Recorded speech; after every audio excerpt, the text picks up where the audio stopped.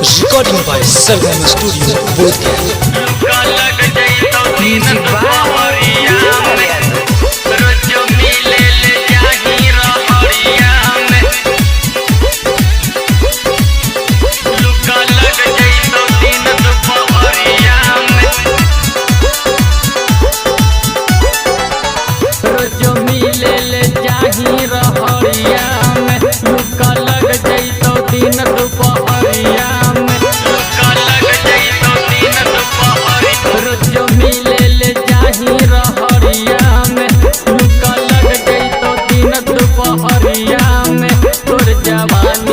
गाड़ी का बोलाड़ जैतौ रोज रोज मिला मितला जैतौ बेटा रे मेरा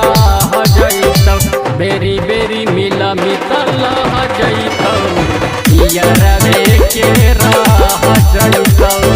रोज रोज मिला मितला जैतौ बेटा रे मेरा जैतौ रोज रोज मिला